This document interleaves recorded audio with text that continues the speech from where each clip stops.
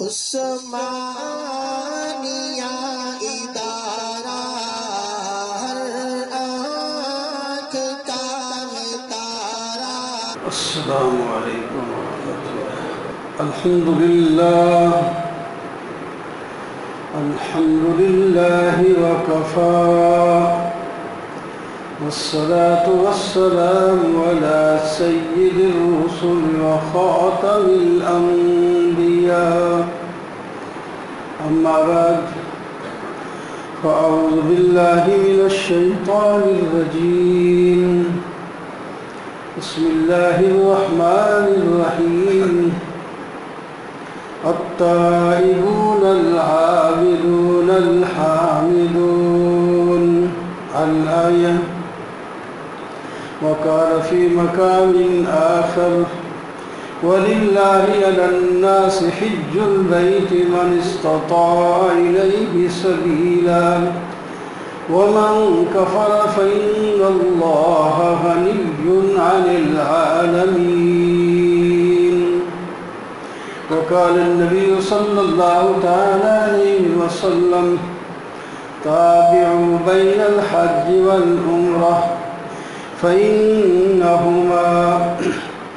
فإنهما ينفيان الفقر والذنوب، أو كما قال: صدق الله مولانا العظيم وصدق رسوله النبي الكريم، ونحن على ذلك لمن الشاهدين والشاكرين، والحمد لله رب العالمين۔ محترم معزز سامعین، بزرگوں، دوستوں اور عزیز، خدا تعالیٰ کے ساتھ سودا کرنے والوں کی صفات بیان ہو رہے تھے۔ ان کی دوسری صفت عبادت ہے، وہ عبادت میں لگے رہتے ہیں۔ پھر عبادات کی مختلف قسمیں ہیں۔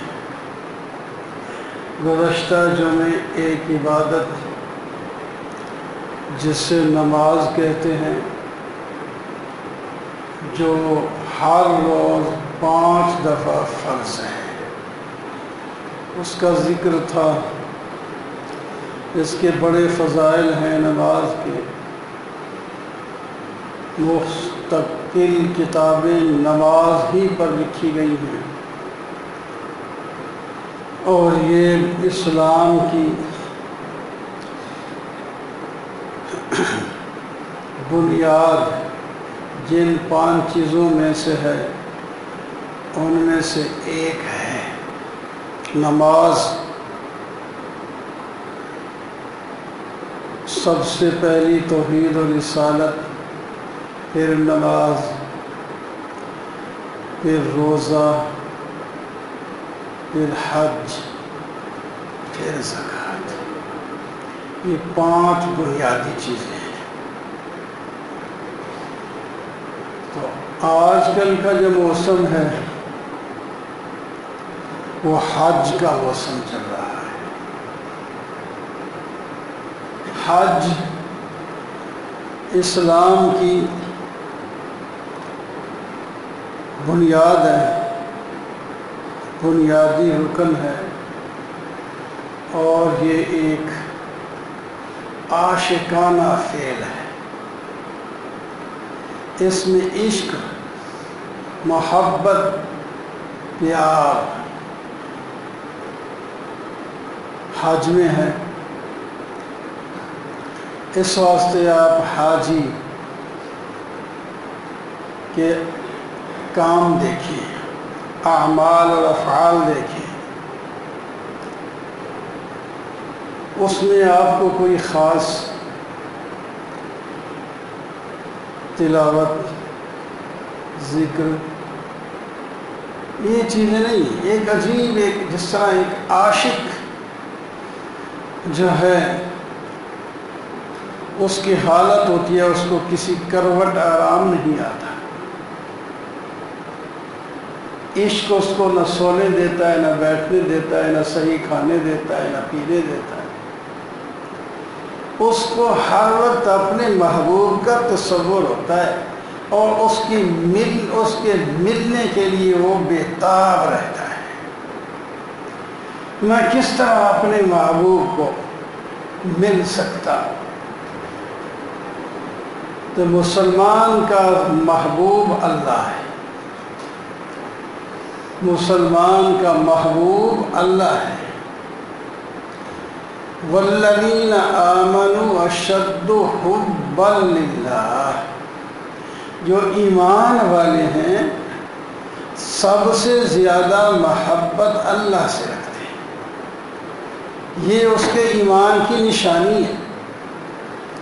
سب سے زیادہ کہنے سے معلوم ہوا دوسری چیزوں کی محبت ممنوع نہیں، ایک حد کے اندر ان کے ساتھ بھی محبت رکھیں، ورنہ کیسے دنیا میں آپ رہ سکتے ہیں؟ چیزوں کے ساتھ محبت ہوگی، رہن سہن میں بھی آسانی ہوگی، چلنے میں آسانی ہوگی، تو اس سے منع نہیں فرمایا۔ سب سے زیادہ محبت اللہ سے ہونی چاہیے، اور اس کا پتہ بھی اس وقت لگتا ہے جب اللہ کی محبت کا تقاضا، اس کا حکم ایک طرف آپ کو بلا رہا ہے اور دوسری چیزوں کی محبت آپ کو اس کے عکس دوسری طرف بلا رہی ہے۔ اب آپ کس کو ترجیح دیتے ہیں؟ اگر آپ نے اللہ کے حکم کو ترجیح دی تو آپ اللہ سے زیادہ محبت رکھنے والے۔ اگر جو مطالبہ اولاد کا شریعت کے خلاف تھا اس کو مان کر چل پڑے، اللہ نے اس سے روکا ہے،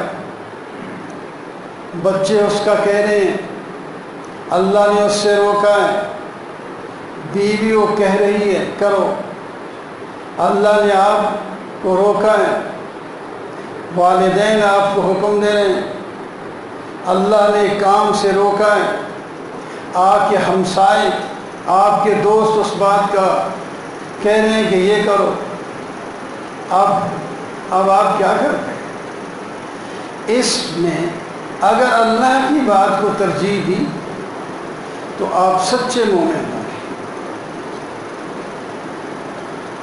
اور وہ لوگ بھی جو اس وقت آپ کو دوسری طرف بلا رہے ہیں وہ بھی انشاءاللہ آج نہیں تو کل آپ کے ساتھ آ ملیں گے۔ اللہ تعالیٰ ان کے دلوں کو بھی پھیر دے گا، ٹھیک چل پڑیں گے آپ۔ تو یہ حج عاشقانہ فعل ہے اور ہر جگہ نہیں ہوتا، حج ادا ہر جگہ نہیں ہوتا۔ حج کے لیے مقام بھی مخصوص ہے،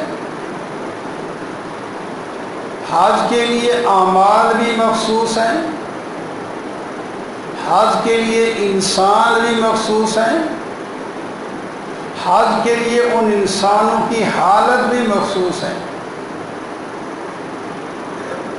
حج کے لیے زمان بھی مخصوص ہے۔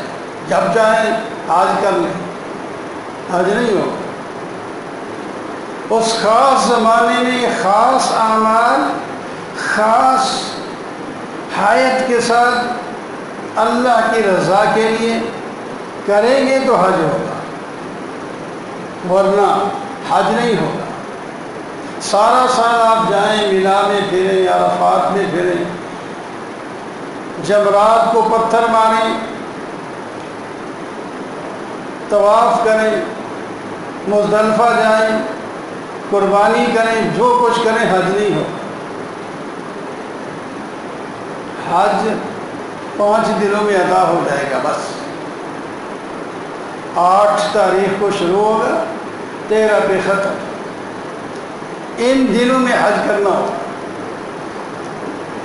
اور تیاری ہمیں سارا سال ساری زندگی کرتے رہیں، آخر جو دور لوگ ہوتے ہیں وہ آسانی سے تو نہیں پہنچ سکتے، ان کے لیے تیاری چاہیے، خرچ ہوتا ہے، ذات راحلہ تیار کرنا پڑتا ہے، وہ تیاری بے شک ہے۔ اور اگر آپ فارغ ہو گئے تیاری سے، آپ جانا بھی چاہتے ہیں پہلے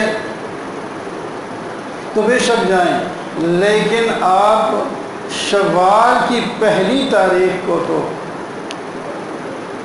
شوال کی پہلی تاریخ سے آپ احرام باندھ سکتے ہیں، اس سے پہلے حج کا احرام نہیں باندھ سکتے۔ اب اس کی پابندیاں بھی ہوں گی حج احرام کی۔ بہرحال تو جس جگہ آپ نے حج کرنا ہے جا کے، وہ مکہ مکرمہ میں ہے،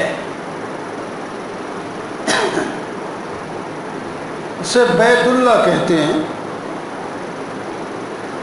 بیت اللہ یہ دنیا جب بنی ہے سب سے پہلا جو گھر ہے وہ بیت اللہ ہے۔ ان اول بیت وضع للناس للذی ببکۃ مبارکا، سب سے پہلا گھر جو عبادت کے لیے بنایا گیا ہے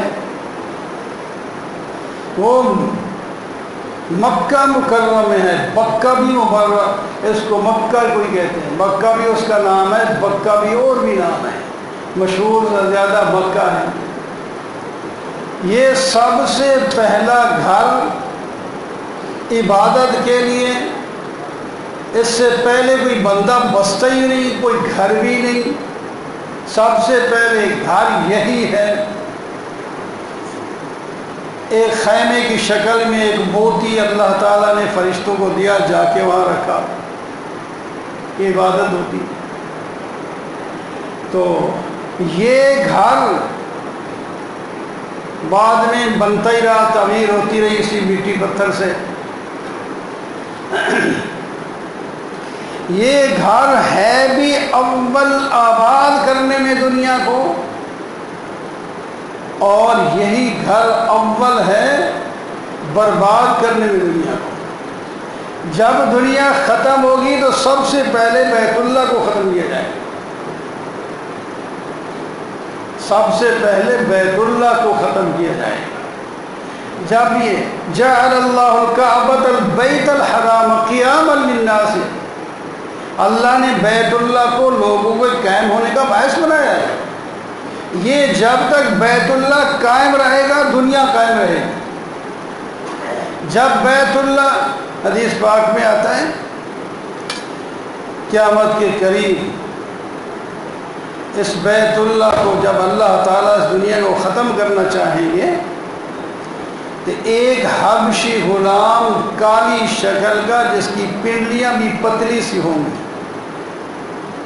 وہ کعبۃ اللہ پر چڑھ کے اس کی اینٹ الگ کر دے گا، توڑ دے گا۔ جب اللہ تعالیٰ محفوظ رکھنا چاہے تو ابرا ہاتھی لے کے آ رہا ہے،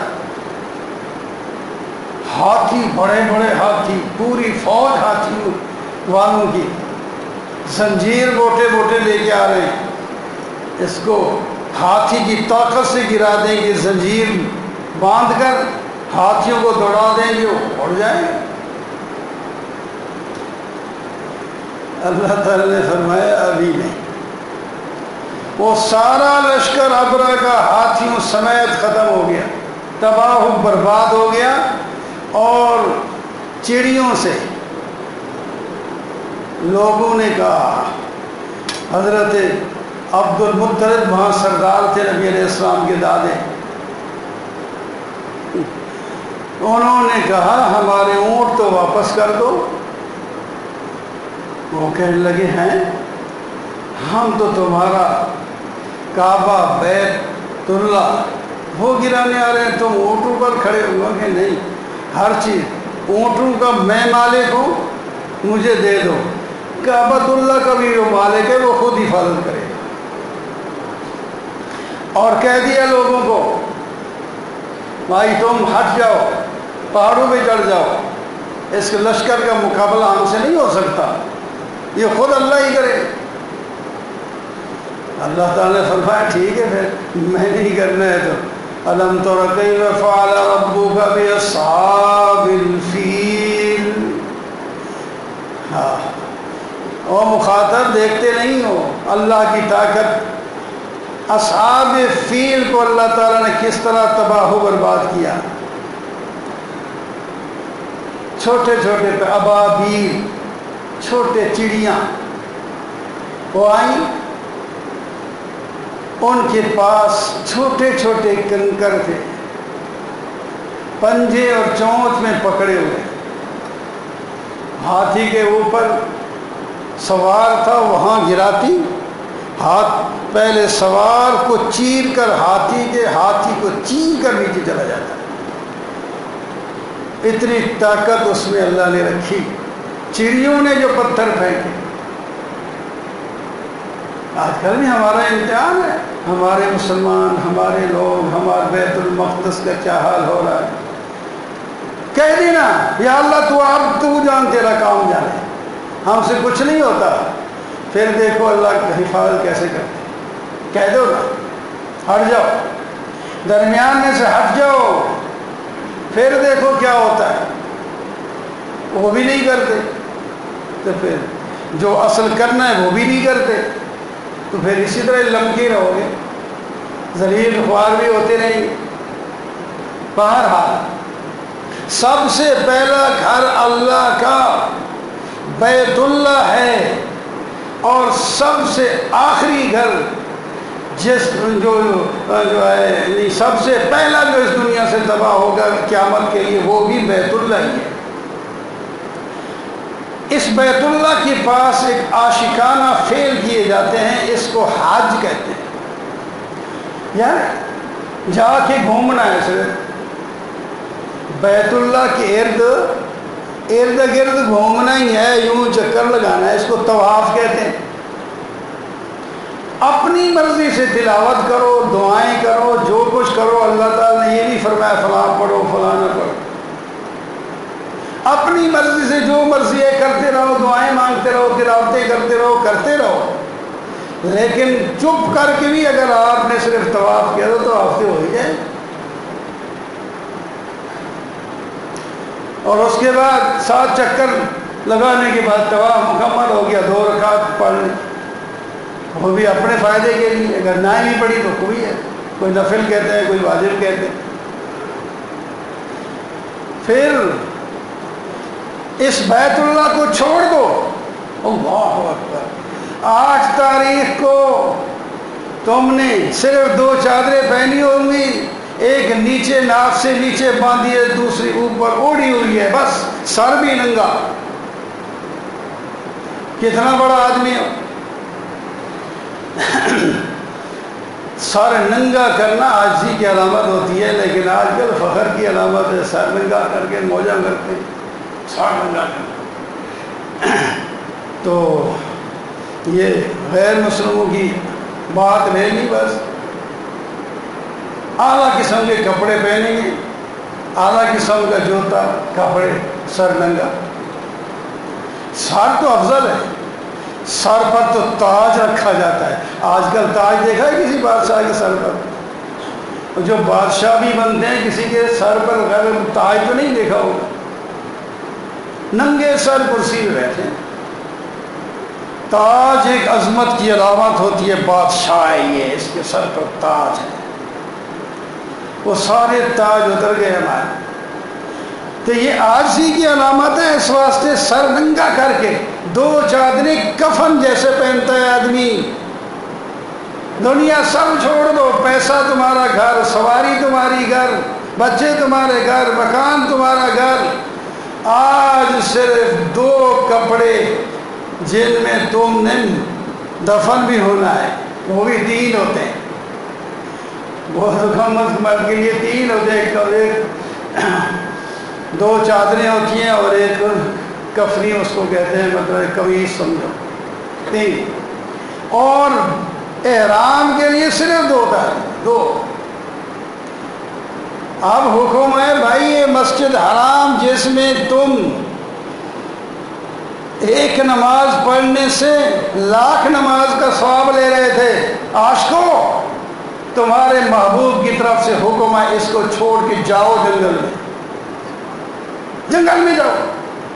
کوئی کہے نہیں جی نہیں میں تو ادھر بیت اللہ کا ثواب کماؤں گا، ادھر نمازیں پڑھوں گا، اس کی حد نہیں ہوگی۔ جاؤ مینا میں، وہاں پہاڑ ہیں، مزدلفہ جاؤ، عرفات آج کل تو شہر بن چکا ہے، نال قریب قریب وادیاں ہو گئی، پہلے تو کافی ایک مشکل تھا وہاں عرفات، اس واسطے قریشی سردار نہیں جاتے، قریشی سردار جو تھے وہ وہاں نہیں جاتے تھے، مزدلفہ سے واپس۔ بہرحال چونکہ ٹائم ہو گیا، حج کے بارے میں بات چل پڑی، عاشقوں کی بات ہوتی ہے، چلتا جاتا ہے۔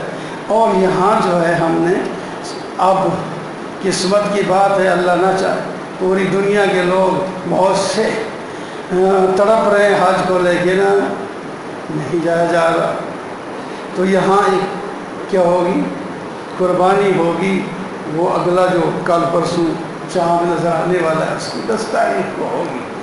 اس کے لیے جو آدمی قربانی کرنا چاہے وہ جب چاند دیکھے تو اس دن سے یعنی پہلے اپنی حجامت ہو جائے، ان حاجیوں سے مشابہت کرے، فرض شرط کوئی نہیں، ثواب بڑا ملتا ہے، کوئی کرے حجامت پہلے بنا، بس 2 کام نہیں، نہ ناخن کافی کا، کپڑے یہی پہنے جس طرح پہنے رکھے اپنے اسی طرح رہے، صرف 10 دن میں، ویسے بھی آدمی 10 دن میں 8 دن میں حجامت بناتا ہے، تو وہ بال اور ناخن نہ کاٹے تاکہ حاجیوں سے، آخر حاج کچھ تو کوئی لوگ کر ہی رہے ہیں، کریں گے انشاءاللہ، تو ان کی مشابہت کرنی اور اچھا قربانی جو ہے وہ بھی اپنی حیثیت کے مطابق اللہ کی رضا کے لیے، اور یہ روزے بھی کیونکہ ہیں تو گرم، کوئی ماشاءاللہ کوئی ہمت کرنا چاہے تو اس میں 1 سال کے روزے کا ثواب بھی ملتا ہے، اگر کوئی رکھنا چاہے تو ہم نے بتا دیا، آگے اس کی مرضی، اللہ تعالیٰ میں عمل کرنے کی توفیق۔